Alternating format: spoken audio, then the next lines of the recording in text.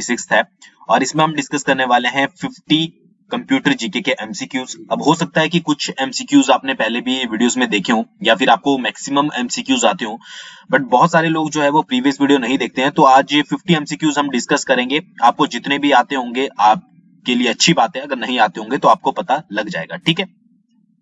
उसी के साथ साथ HPJOAIT एग्जाम का जो है वो उसकी टेस्ट सीरीज चली हुई है, तो लिंक मैंने डिस्क्रिप्शन में डाल दिया है परीक्षा ऐप का, वहां से जाकर आप उसे डाउनलोड कर सकते हैं और ज्वाइन कर सकते हैं। और नेक्स्ट मंथ तक जो है उसमें 10 और टेस्ट जो है वो ऐड कर दिए जाएंगे, चाहे आपने पहले प्रीवियस में उसको परचेज कर लिया है या फिर नहीं किया है, ठीक है। तो अगर बहुत सारे बच्चे जो है उससे जुड़ जाते हैं तो उसमें 10 प्लस जो है वो और ऐड कर दिए जाएंगे। तो इसलिए बोलता हूं जल्दी से जाकर ज्वाइन कीजिए। 150 रुपए में जो है वो आपको 20 मॉक टेस्ट मिल रहे हैं और कूपन कोड यूज करना है आपको जीके स्टडी 50 का, जिससे आपको डायरेक्टली 50% का डिस्काउंट जो है वो इंस्टेंट मिल जाएगा, ठीक है। तो आज चलिए एमसीक्यूज के बारे में बात करते हैं और थोड़ी वीडियो लंबी होगी, किसी भी क्वेश्चन को हम डिटेल में डिस्कस नहीं करेंगे। और वीडियो को आप देखना चाहते हो तो प्लेलिस्ट वाले सेक्शन में जाकर देख सकते हो। तो पहले क्वेश्चन को हम डिस्कस करते हैं।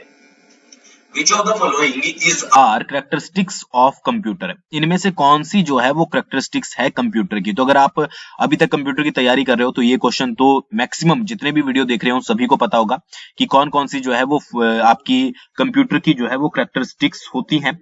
तो तीनों जो है वो इसका आंसर है, यानी कि इसका आंसर होगा आपका ऑल ऑफ द एबव। आपकी डिलीजेंस, ठीक है, वर्सैटिलिटी और रिलायबिलिटी, ये जो आपकी सारी होती हैं ये आपकी कंप्यूटर की कैरेक्टरिस्टिक्स होती हैं, ठीक है। नेक्स्ट क्वेश्चन की बात करते हैं। Faulty inputs lead to faulty result, it is known as what, ठीक है। जो फॉल्टी इनपुट्स होते हैं वो लीड करते हैं फॉल्टी रिजल्ट को। अगर आप कोई गलत इनपुट डालते हो तो उसका रिजल्ट भी जो है वो गलत ही आएगा, ठीक है। तो इसको जो है वो क्या बोला जाता है, तो इसको बोला जाता है आपका GIGO, यानी कि आप गीगो भी जो है वो इसको एक तरह से बोल सकते हैं, GIGO। नेक्स्ट क्वेश्चन की बात करते हैं। गीगो या GIGO स्टैंड्स फॉर व्हाट। आपको यहां पर जो है वो GIGO की फुल फॉर्म बतानी है। तो इसकी जो फुल फॉर्म है वो है आपकी गार्बेज इन गार्बेज आउट, यानी कि अगर आप गार्बेज इन करोगे तो गार्बेज ही जो है वो आपका आउट होगा, ठीक है। इस तरीके से आप इसको याद रख सकते हैं और इंपॉर्टेंट है बहुत ज्यादा, आप याद रखिएगा इसकी। नेक्स्ट क्वेश्चन की बात करते हैं। The capacity to perform multiple task simultaneously is termed as what, ठीक है। आपका जो कंप्यूटर होता है वो मल्टीपल टास्क को जो है वो एक साथ कर देता है, तो इस चीज को जो है वो क्या नाम दिया गया है। तो इसका जो सही आंसर है वो है आपका बी, वर्सैटिलिटी, ठीक है।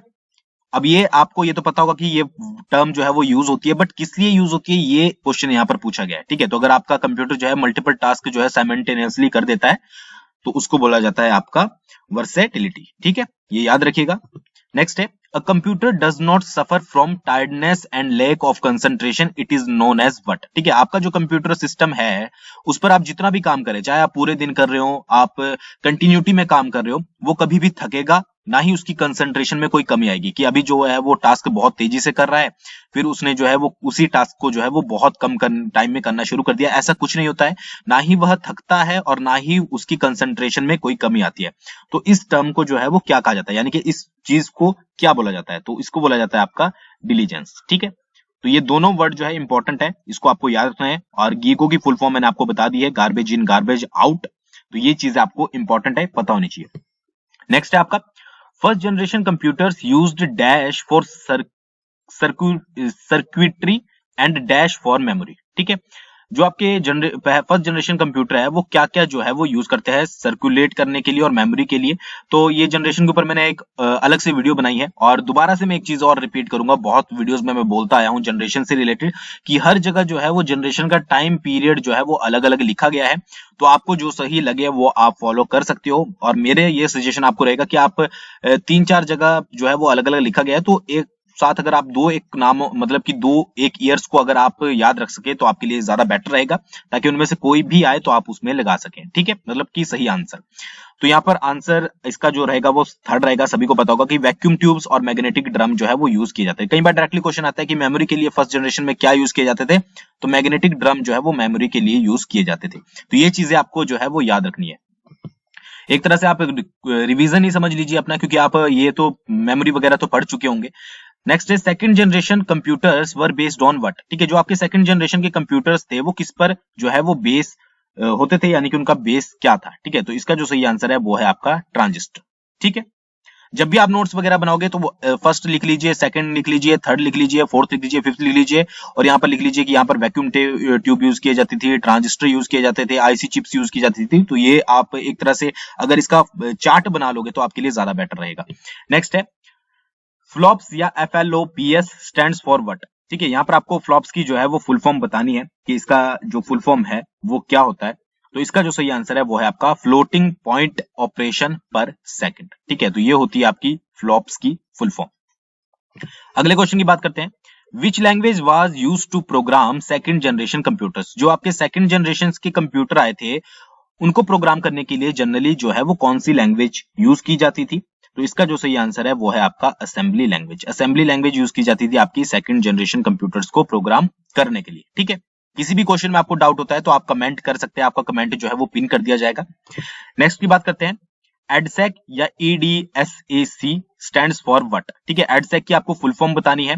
तो एडसेक की जो फुल फॉर्म है वो है आपका electronic delay storage automatic computer. ठीक है, electronic delay storage automatic computer.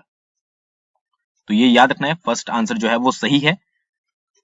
Next की बात करते हैं, instructions and data can be stored in the memory of computer for automatically directing the flow of operation, it is called dash concept. ठीक है, तो इसको कहा जाता है आपका स्टोर्ड प्रोग्राम। ठीक है, स्टोर्ड प्रोग्राम कंसेप्ट जो है वो इसको बोला जाता है, ये आपको याद रखना है। नेक्स्ट क्वेश्चन इसी से रिलेटेड है कि जो स्टोर्ड प्रोग्राम कंसेप्ट था वो किसके द्वारा जो है वो डेवलप किया गया था। ये क्वेश्चन पहले भी मैं आपको बता चुका हूं, तो उसका नाम है वॉन न्यूमैन। ठीक है, वॉन न्यूमैन के द्वारा जो है वो आपका स्टोर्ड प्रोग्राम का कंसेप्ट दिया गया था। ठीक है, इसको डिटेल में जरूर पढ़िएगा अगर आप तैयारी अच्छे से कर रहे हो। नेक्स्ट क्वेश्चन की बात करते हैं, electronic discrete variable automatic computer EDVAC. ठीक है, फुल फॉर्म तो आपको पता ही है, was designed on dash concept. ठीक है, ये जो एडवेक आपका कंप्यूटर था इसको किस कंसेप्ट पर जो है वो डिजाइन किया गया था। चार आपके पास ऑप्शन दिए गए हैं, इसका जो सही आंसर है वो है आपका स्टोर्ड प्रोग्राम। एडवेक जो है वो किसके ऊपर वर्क करता था, वो वर्क करता था स्टोर्ड प्रोग्राम के ऊपर। नेक्स्ट क्वेश्चन की बात करते हैं, Which of the following was a small experimental machine based on Newman's stored program concept? ठीक है, इनमें से कौन सी जो थी एक स्मॉल एक्सपेरिमेंटल मशीन थी जो कि आपके न्यूमैन्स का जो स्टोर्ड प्रोग्राम था उसके कंसेप्ट पर बेस्ड थी। ठीक है, तो इसका जो सही आंसर है वो है आपका मैनचेस्टर मार्क 1। ठीक है, ये थी आपकी एक small experimental machine. Next question सभी को ही पता होगा कि third generation computers were based on what या विच। ठीक है, किस पर जो है वो थर्ड जनरेशन कंप्यूटर आपके बेस करते थे। तो इसका जो सही आंसर है वो है आपका आईसी पर। ठीक है, तो ये फर्स्ट जनरेशन सेकंड जनरेशन वाला तो मुझे पता ही है कि सभी को ही आते होंगे। In EDSAC an addition operation was completed in dash microsecond. ठीक है, एडसेक में जो है वो एक एडिशन ऑपरेशन जो होता है वो कितने माइक्रो सेकंड में जो है वो कंप्लीट होता है। तो इसका जो सही आंसर है वो है आपका 1500 माइक्रो सेकंड। अगले क्वेश्चन की तरफ बढ़ते हैं, A hybrid computer is the one having combined properties of dash। ठीक है, एक आपका जो हाइब्रिड कंप्यूटर होता है उसमें किस किस की जो है वो कंबाइंड प्रॉपर्टीज होती है। तो इसका जो सही आंसर है वो है आपका D, analogue and digital computers. जो भी आपका हाइब्रिड कंप्यूटर होता है उसमें एनालॉग प्लस जो आपका डिजिटल कंप्यूटर होता है दोनों की प्रॉपर्टीज होती है। अगले क्वेश्चन की तरफ बढ़ते हैं, which of the following uses a hand held operating system. ठीक है, इनमें से कौन सा जो है वो एक हैंड हेल्ड ऑपरेटिंग सिस्टम जो है यूज करता है। तो इसका जो सही आंसर है वो है आपका पीडीए। ठीक है, अब बात करें पीडीए की फुल फॉर्म की, तो पर्सनल डिजिटल असिस्टेंट। ठीक है, पर्सनल डिजिटल असिस्टेंट पीडीए की फुल फॉर्म होगी। ठीक है, नेक्स्ट है, a dash terminal can display images as well as text. ठीक है, कौन सा टर्मिनल है इनमें से जो कि आपका इमेजेस को भी डिस्प्ले कर सकता है एज वेल एज जो है आपका टेक्स्ट को भी डिस्प्ले कर सकता है। ठीक है, ये आपको बताना है। तो इसका जो सही आंसर है वो है आपका graphical. A graphical terminal can display images as well as text. Next है, the word length of microcomputers lies in the range between dash. ठीक है, जो आपकी वर्ड लेंथ होती है कंप्यूटर्स की, माइक्रो कंप्यूटर्स की, वो किसके बीच में जो है वो रेंज करती है। तो इसका जो सही आंसर है वो है आपका 8 एंड 32 बिट। ठीक है, 8 और 32 आपको याद रखना है तो आपको जो है वो इजिली याद हो जाएगा। अगले क्वेश्चन की बात करते हैं, which of the following is the smallest and fastest computer imitating brain working. ठीक है, कौन सा जो है स्मॉलेस्ट और फास्टेस्ट कंप्यूटर है जो कि इमिटेट करता है ब्रेन वर्किंग को? तो इसका जो सही आंसर है वो है आपका क्वांटम कंप्यूटर। ठीक है, नेक्स्ट क्वेश्चन की बात करते हैं। अ dash terminal does not process और स्टोर डाटा। ठीक है, इनमें कौन सा टर्मिनल जो है वो ना तो डाटा को स्टोर करता है और ना ही प्रोसेस करता है? तो इसका जो सही आंसर होगा वो होगा आपका डंप। ठीक है, तो ये क्वेश्चन आपको डायरेक्टली याद रखने हैं, अगर कभी पूछ लिया जाता है मान लीजिए आपके जीओ एग्जाम में तो आपको आ पाए। नेक्स्ट है the user generally applies dash to access mainframe और सुपर कंप्यूटर। ठीक है, जो आपका जो यूजर होता है जनरली क्या अप्लाई करता है जब भी वो एक्सेस करता है मेन फ्रेम कंप्यूटर को या फिर उस सुपर कंप्यूटर को? तो इसका जो सही आंसर है वो है आपका टर्मिनल। ठीक है, सेकंड आंसर जो है वो इसका सही होगा। अगले क्वेश्चन की बात करते हैं। Graphical terminals are divided into two types, they are what? ठीक है, जो ग्राफिकल टर्मिनल्स होते हैं उनको दो टाइप में डिवाइड किया जाता है। ठीक है, सबसे पहले तो आपको यही याद रखना है कि कितने टाइप में डिवाइड किया जाता है, तो टू टाइप्स में जो है उनको डिवाइड किया जाता है, और वो दो टाइप जो है वो कौन कौन से हैं वो आपको बताना है। तो इसका जो सही आंसर है वो है आपका third, vector mode and raster mode. ठीक है, अब इसके बारे में कभी डिटेल में बाद में बात करेंगे, बट फिलहाल के लिए आपको दो याद रखने हैं, वेक्टर मोड और रेस्टर मोड। नेक्स्ट की बात करते हैं। Dash is computational model based on the structure of biological neural networks. ठीक है, कौन सा होता है इनमें से? तो वो होता है आपका आर्टिफिशियल न्यूरल नेटवर्क, ANN। अब आपके पास ऑप्शन में ANN भी हो सकता है, तो आपको फुल फॉर्म आनी चाहिए आर्टिफिशियल न्यूरल नेटवर्क, या कभी आपसे पूछ ली जाए कि AAN स्टैंड्स फॉर व्हाट। ठीक है, तो आपको पता होना चाहिए आर्टिफिशियल न्यूरल नेटवर्क। नेक्स्ट की बात करते हैं। A neural network in which the signal passes in only one direction is called what? ठीक है, एक न्यूरल नेटवर्क जिसमें जो है वो सिग्नल एक ही डायरेक्शन में जो है वो आपका पास होता है, तो उसको क्या कहा जाता है? तो उसको कहा जाता है आपका फीड फॉरवर्ड न्यूरल नेटवर्क। ठीक है, तो इसके बारे में ज्यादा डिटेल में जाने की आपको जरूरत नहीं है, सिंपल सा है कि आपको एमसीक्यूज मिल रहे हैं तो आप एमसीक्यूज पढ़ लीजिए, कहीं और से भी मिल रहे हैं वहां से भी पढ़ लीजिए ताकि आपके माइंड में जो है वो बैठ जाए।